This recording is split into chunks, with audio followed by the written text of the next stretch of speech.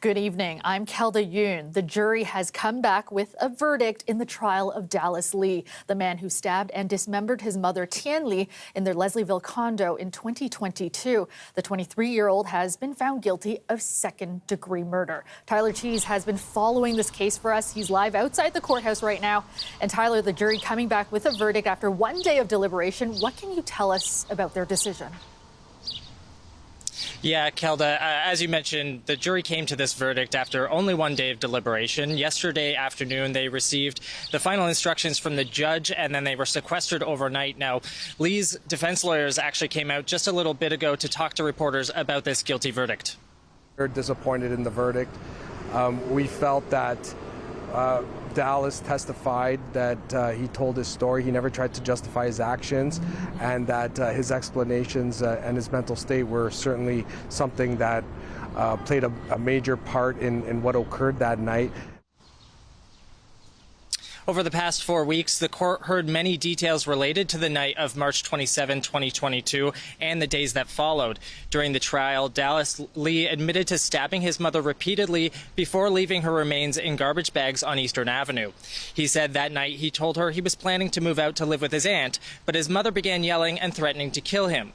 He testified he confronted her with a hunting knife to try to scare her, which is when he says she began punching him.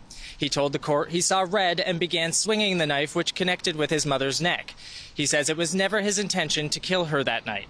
He also described years of emotional and physical abuse at the hands of his mother, telling the jury she would beat him and call him stupid and lazy. His defense attorneys, with the expertise of a forensic psychiatrist, argued he was not in a mental state to intentionally kill his mother, saying he suffered from post-traumatic stress disorder as a result of the years-long abuse. The Crown, on the other hand, with the help of another forensic psychiatrist, countered that Lee only suffered from PTSD as a result of killing his mother. Ultimately, it appears the jury agreed with that assessment, but the defense says they'll recommend that Lee appeals based on the fact that the Crown psychiatrist did not properly assess him before testifying. Now, the minimum sentence for second-degree murder is life in prison without parole for 10 years, but sentencing can go as long as life in prison without parole for 25 years. And Kelda, we'll hear what the judge has to say about that at the sentencing hearing. That's scheduled for next Friday, May 31st. All right, thank you so much, Tyler. Tyler Cheese reporting outside the courthouse tonight. The city is changing its approach to homeless encampments and supports for unhoused people. A new report is recommending Toronto move away from enforcement, such as clearing encampments, and towards more outreach and permanent housing solutions. But some outreach workers say the new plan isn't what it seems. Dale Manukduk takes a look. It's been nearly 6 months since the city moved in on the encampment at St. Stephen in the Fields Church. At the time, it was considered a fire hazard because of hoarding, density, and combustible material. More than half of the encampment was cleared that night. They're all still living in encampments. They're just living in different encampments.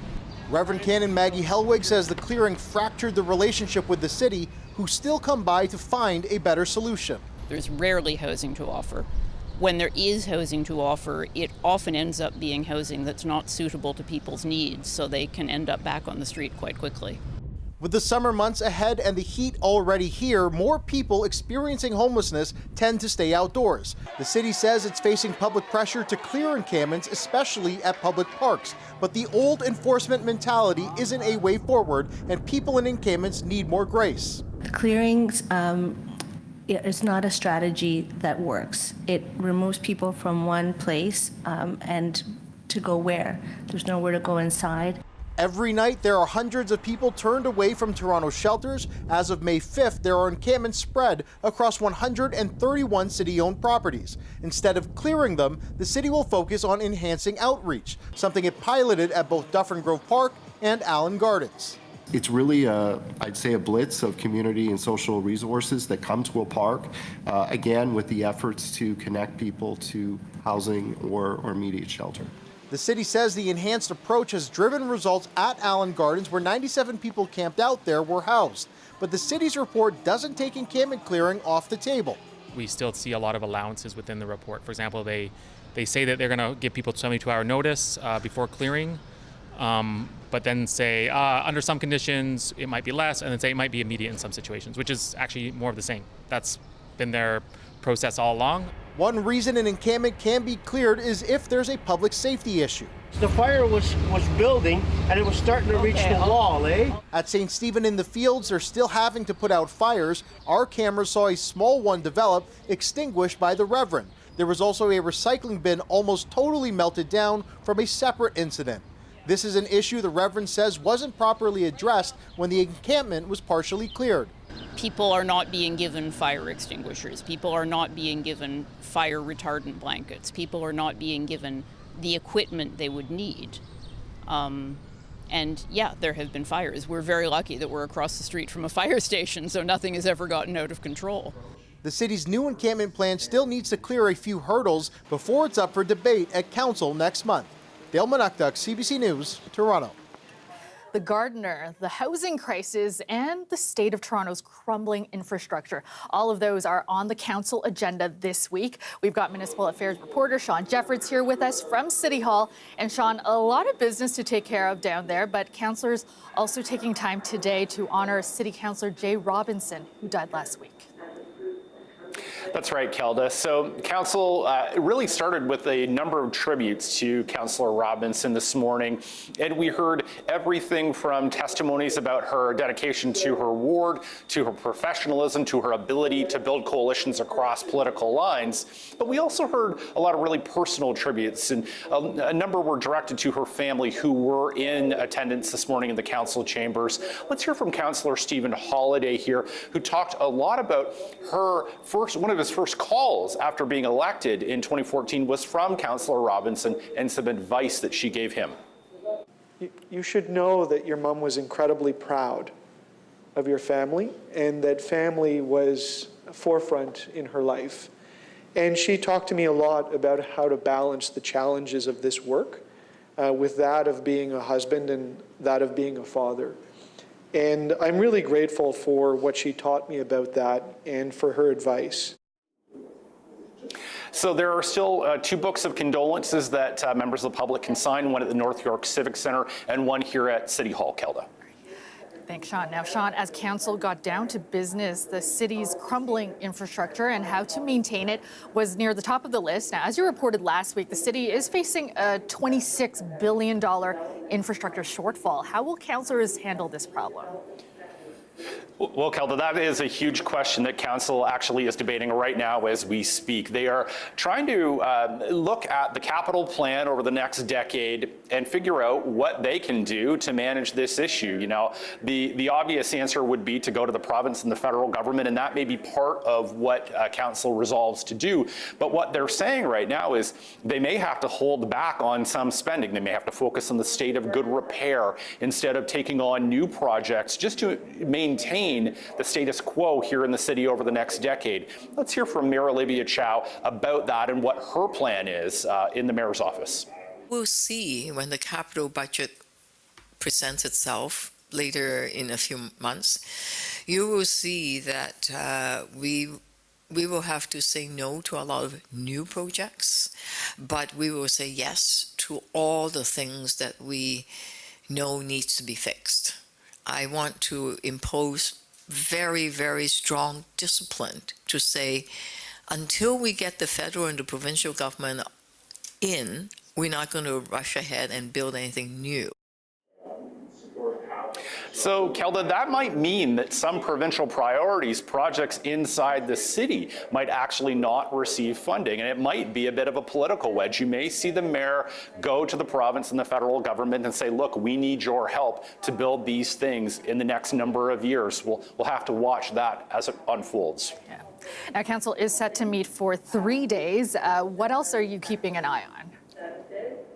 There are a couple of other files that I'll be watching as well. I mean, there's a debate that's scheduled to come up tomorrow on the zoning change that would allow small apartments and townhouses to be built on some major avenues in the city. Previously, they were not allowed, so we'll have to see if council decides to do that and try to use it as a tool to alleviate the housing crisis. There's also what I expect to be a reasonably active debate, or maybe fiery debate, who knows, when it comes to the Gardner Expressway. Obviously, there's a project that has just launched to refurbish and rebuild a big part of the eastern leg.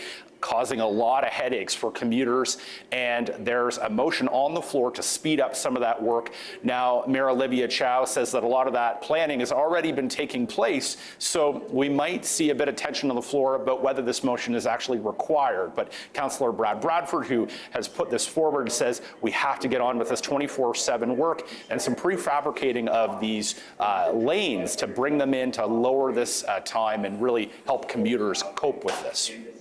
Thanks so much, Sean. Municipal Affairs reporter Sean Jeffords reporting from City Hall. A Toronto woman who uses a wheelchair has posted a video on social media that shows her having to be carried off a plane in Costa Rica. As she says, despite doing everything required in advance to let the airline know she would need an accessible option to get on and off the plane, there weren't any accommodations made when the plane landed. Greg Ross has her story. This video, posted on Tori Lacey's TikTok account, was recorded on the tarmac at a Costa Rican airport. Lacey clearly appears uncomfortable as workers carry her off the plane. As you can imagine, it's really like a lot of anxiety to have people touching your body that they don't know you, they don't understand how your body works and how you need to be lifted. Lacey has a neuromuscular disease and is confined to a wheelchair. She says the Air Canada staff were helpful and she doesn't blame them at all. But she says she did make arrangements with the airline before embarking on a trip to Costa Rica earlier this month. This trip was booked for months and months. I have a file with the Air Canada medical desk, so I have all the paperwork filled out by my doctor. We talked to them many times to book my ticket, to book my caregiver's ticket, to let them know that I had a disability and that I would need help getting on and off the plane, and that I could not navigate stairs at all. She says the situation wasn't necessary because the airport does have jet bridges to get passengers on and off planes. Several of the other aircrafts around us were pulled up to a jet bridge, so this wasn't a lack of the Liberia airport not having jet bridges. It just our particular aircraft was not pulled up to one. In a statement to CBC News, a representative for Air Canada said the Costa Rica airport was not able to make an aircraft bridge available, requiring us to use an alternative method of having customers get on and off the plane using air stairs. We have procedures for customers with disabilities to safely embark and disembark aircraft in such cases, and in this instance, all protocols were followed. The reality is that air travel today is still vastly inaccessible to people with disabilities. Mayan Zib is the founder and CEO of Access Now, a platform that shares accessibility information about places all over the world. Zib says Air Canada does bear some responsibility here. Just like any other passenger who books a ticket with an airline, you expect that airline to take care of you, to treat you respectfully, to have a good experience, and to not have to sacrifice your dignity. If you're a passenger with a disability, the experience is often dehumanizing. Ziv has her own issues with Air Canada. In September of 2022, her electric wheelchair was destroyed on a flight to Tel Aviv, where ironically, she went to take part in a conference about accessible travel and tourism. The way that I received it was so damaged that the backrest, which is made out of a really strong metal, was folded in half. The airline did reimburse Ziv for her wheelchair. Lacey says she doesn't want anything from Air Canada. She only hopes her video raises awareness about the difficulties of air travel for people with accessibility needs. I did not create this video to attack Air Canada. I think that this is really a systemic issue of like the lack of accessibility in air travel across all airlines. Air Canada says it will be reviewing airport procedures, including at smaller foreign stations, to find ways to provide more consistent service. Greg Ross, CBC News, Toronto. 4 of the 11 people charged in connection with an alleged hate-motivated vandalism incident at an Indigo bookstore in Toronto last year have now had their charges dropped. Pro-Palestinian supporters, though, want all remaining charges to be dropped as well, and they held a protest on the steps of police headquarters today to call for just that. Chris Glover was there. While many of the pro-Palestinian demonstrators who were here today said that they were happy that these 4 people who faced charges had those charges withdrawn this past Friday, they're still angry with the fact that 7 people continue to face charges stemming from this November incident. So what happened last November is an Indigo at Bay and Bloor was struck with red paint splashed along the business, and they also had signs, posters that were plastered on the side of that Indigo as well. Some of those signs said things like "Stop Funding Genocide," and the woman who is the CEO of Indigo is a Jewish woman, and some of the charity work that she is a part of gives money directly to scholarships to try to get people into the Israeli military. And so the Toronto Police Hate Crime Unit had started to investigate that event shortly after it happened last November, and this was all coming during a time of rising anti-Semitism right here in the city of Toronto, but also a dramatic rise right across the province and right around the world as well in relation to Israel's ongoing war in Gaza. And so 11 people stemming from that incident were charged with various charges and offenses, including mischief, conspiracy, and criminal harassment. And that last one could come with years of jail time. So this is quite serious stuff. These protesters here today reacting to some of the charges being dropped against 4 of the people who were charged. They say that all of these charges are bogus, and it is well within their rights as Canadians to be able to protest a major company like Indigo and any support that it may be giving to the state of Israel as it is funding that military campaign. They also criticized what they called a disproportionate police response to all of this, because we learned today that there were raids, search warrants that were conducted on the 11 people who were charged. Some of those raids happening late at night, some of them happening where doors were broken off hinges, and there were other problems that had happened for these people who were at home when these raids were executed by Toronto police. In reaction, the police have put out a statement today saying that those raids, those search warrants were judicially authorized, and they also pointed out that the fact that the charges today were withdrawn by the Crown prosecution just this past Friday does not show any sort of reflection on the validity of the police work in this response. The Crown putting out a very similar statement today, backing the police up on that point and saying that they would continue with their prosecution of the 7 remaining individuals. Now, we spoke today with one of the people who had their charges withdrawn, Carl Gardner. I want you to listen to a little more from Carl. I work in the university sector. I work at multiple universities in the city, and my employment was ended because of these allegations, and that had severe impacts on my livelihood, my reputation, and my career, honestly, beyond the impacts to my mental health and my well-being. Gardner says that he is not relieved that his charge has been withdrawn. He is certainly not feeling that any sort of justice has been done here, and he says that he will not stop until the 7 remaining people who are charged all have their charges dropped as well. And as I was mentioning, there were dozens of different people who were here today taking part in this demonstration. And I spoke with one of the organizers who said what's really happening here is that Toronto police are putting a chill on the pro-Palestinian movement. Here's more from Rachel Small with World Beyond War.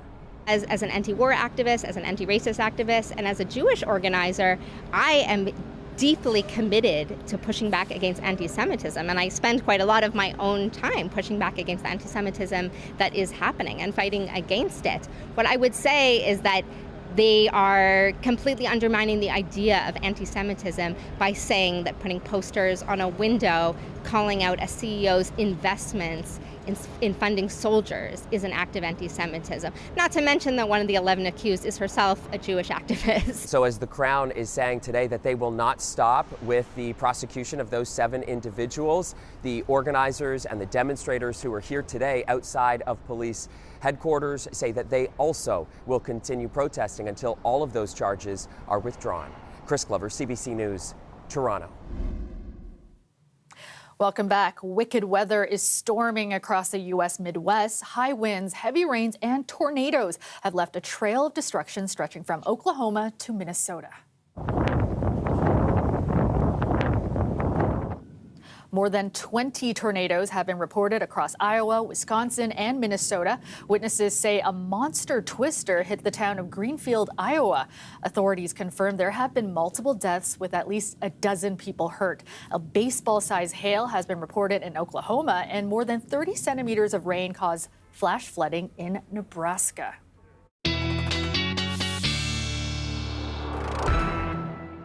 Back here, it looks calm now, but it's been a similar situation across parts of Ontario today. A series of major storms prompted Environment Canada to issue warnings of wind, hail, thunderstorms, and even tornadoes in some areas. Now, Toronto seems to have missed the severe end of it, but the city does remain under a thunderstorm watch. Victor Palo joins us now with a look at how long this stormy weather is expected to last. Victor, how's it looking? Well, Kelda, let me tell you all about the rain, which you're going to be anticipating still into the overnight. We're expecting those thunderstorms to last till about 3 o'clock, 10 o'clock. By the time our late show will be beginning, that'll be around when we're expecting that rain to fizzle out. And we're expecting to get ourselves into a cool night. It's going to be a night where it's going to be great to turn on those fans or even crank open a window. Much relief from the warm temperatures we've been receiving. Now, if you're a fan of sprinkler weather, you're going to enjoy Thursday and Friday because a high pressure system will be over the Greater Toronto area is going to be bringing a lot of good cause to bust out the sprinklers and the hoses in the backyard because it will be very warm and we got to beat that heat. Now, when we're looking at some average temperatures this time of year, we do know 21.8 is our average high and of course 10.5 is our average low. Now, looking at those temperatures and thinking about our 3 and 5 day forecast, you'll see that we're pretty much closer to well above seasonal temperatures. Now, when it comes to precipitation outlook, the good news is that high pressure system, which we're going to be under, is really not bringing us much cloud cover or any precipitation for the next 48 hours. Now, when it comes to 6 a.m., and if you're a fan of golf and you're looking to tee off, what will the temperatures be? Well, all across the majority of the region, it's going to be in the mid-teens, around 16 degrees in Toronto, 16 in Peterborough, 16 in Hamilton, as well as 18 degrees in St. Catharines. So it'll be a great time to get out there, beat that heat nice and early, and get those 18 holes out the way. Now, as we're looking ahead for the overnight temperatures, it's going to be similar to the temperatures around 6 o'clock in the morning in the mid-teens across the regions from Oshawa to Markham all the way to Mississauga as well. It's going to be around 15 to 16 degrees. Now, taking a look at our 3 and 5 day forecast, well, here's what we're looking at. Thursday is going to be a high of 25 degrees with a low of 12, which is going to be a nice change from that warm day for a nice cool overnight. And Friday is going to be a day where it's going to be a high of 24 degrees with a low of 13. Now, once we get that rain on Saturday, we're going to see the temperature start to drop as you do see 22 with a low of 13 on Sunday. But when it comes to Monday, it's going to be a high of 18 degrees and a low of 13. I know a lot of people who aren't that much fans of the warmer weather will enjoy that change for cooler temperatures. Hope you all have yourselves a great night, and over to you, Kelda. All right, thanks so much, Victor.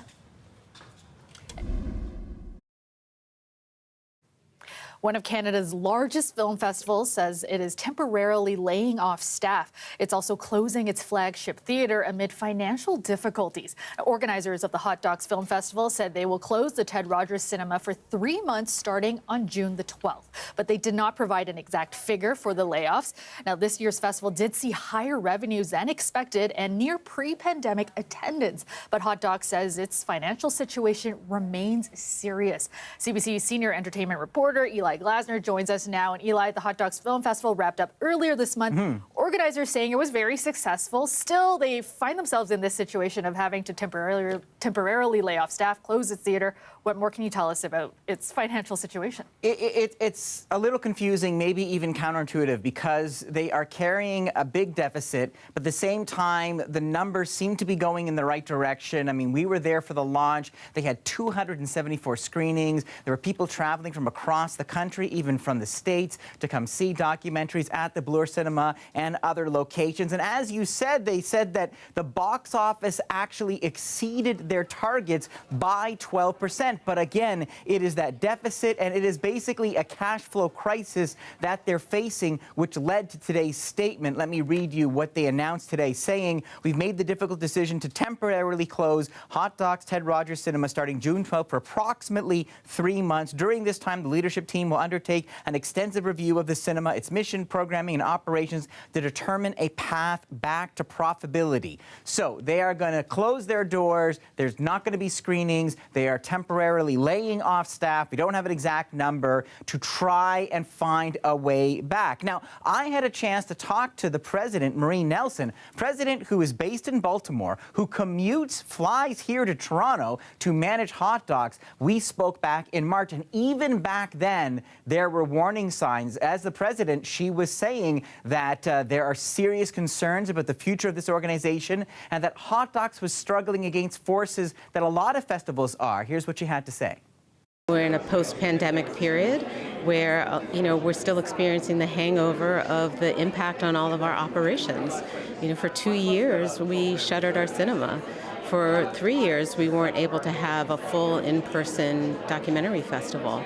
And all of those impacts are now showing up, especially now that there are no longer any sort of pandemic supports. One of the reasons Nelson was brought in was to try and get Hot Docs back up on its feet. And she was saying, the indicators look good. As the way she described it to me is that the plane was taking off. So the numbers are going up, but they were running out of runway. So even back then, I asked, is there a future? Do you feel confident about the future of this organization that has existed for over 3 decades? Take a look. For me, if I'm a betting woman, I'm going to say that the forces are going to come together, whether that's, support from government, private sector support, certainly our donors. I believe that they're going to show up for this organization. But that government support did not come through. The federal government has announced $23 million to the Toronto International Film Festival, but nothing for Hot Docs. At the same time, behind the scenes, many reports of turmoil. There was an exodus of employees resigning just before the launch, talking about a toxic workplace. They lost their artistic director just days before the festival launch. Barry Averett and another board member also left for personal reasons. So a lot of turmoil behind the scenes, but also a major cash crunch. So now hitting pause and closing those doors. Thanks so much, Eli. That's CBC's senior entertainment reporter, Eli Glasner.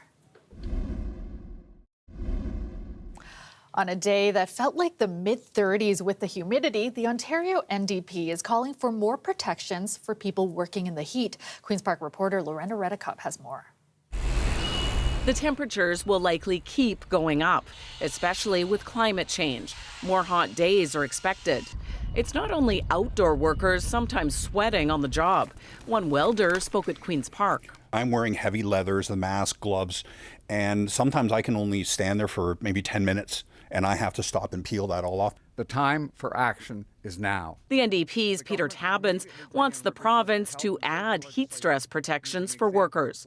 He plans to introduce a motion next week. Making sure that there's cold water available, there are more breaks, there's shade, and where, frankly, you've got an indoor space and you can air condition, then making sure you have an engineering solution. It's so great to be here. Last summer, the Labour Minister at the time proposed new regulations on heat stress. Health and safety, it's their number one priority. The ministry then did a month of consultations, but there's been no update since. One Labour leader responded using one of the government's favorite slogans. If they're serious about working for workers, I know that they can rush through a bill when it works for them. I'm asking them to rush through a bill that's going to work for workers. A spokesperson for the Minister of Labour says they're still reviewing feedback from last year's consultations, but says under the Occupational Health and Safety Act, employers already have a duty to protect workers, including in the heat. The welder who came to Queen's Park is also a local union leader and says in some cases, workers push beyond their limits to earn an incentive. When you produce enough product, you actually get a bonus to your pay. Guys will give up their health and safety for that money. And with the Occupational Health and Safety Act, that doesn't protect those workers. At his workplace, they've added measures such as cooling stations and heat and humidity monitors. He wants all workers to have those same types of protections. Lorena Redekop, CBC News, Toronto.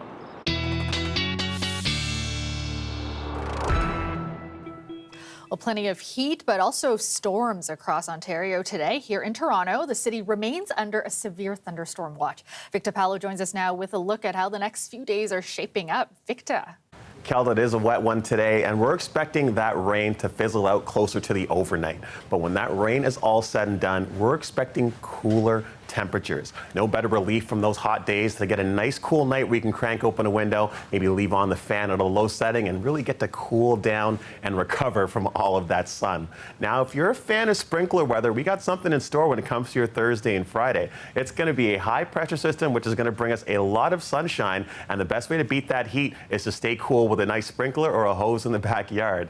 Now, taking a look at some average temperatures, well, we do know our average high is 21.8 and our average low is 10.5. So remembering those two temperatures when we're looking at our 3 and 5 day forecast. Now, as you do see that high pressure system, which I am speaking of, this is what it looks like. As you do see Thursday as well as into Friday, there's not much cloud cover or rain passing through all the way from Ottawa to Windsor. Now, here's what it looks like when we are taking a look at 6 o'clock in the morning tomorrow. If you're someone who likes to go and golf, take your dog out for a walk, you're a big fan of that 6 a.m. club, well, it's going to be around the mid-teens from Toronto all the way through to Markham, Hamilton, and Peterborough as well. We're not expecting temperatures to get too warm till about 11, 12, 1 o'clock in the afternoon tomorrow. Now, another thing about tomorrow morning to mention is if you are planning on stepping outside, it's not going to be much cloud cover. So you want to make sure you do have a hat. Make sure you're going to be hydrated because it's going to be one of those days where the sun will get to you really quickly. Now, looking at some overnight temperatures, similar to the morning, it's going to be a lot of temperatures in the mid-teens from Hamilton to Mississauga, all the way through to Oshawa as well. And a quick look at our 3 and 5 day forecast. Well, it's going to be some hot days on Thursday and Friday as well, above seasonal temperatures. Once we get that rain pass through on Saturday, we're going to eventually see the temperatures start to drop. And if you're a fan of cooler temperatures, you're going to see that 18 degrees on Monday with that low of 13. So you know what? A little bit of everything from some warm days on Thursday and Friday to some cooler days on Monday. Over to you, Kelda. Thanks so much, Victor. And that is our show for you tonight. Thanks for joining us. There is no newscast at 11 because of NHL playoffs. We'll see you back here tomorrow at 6. Have a great night, everyone.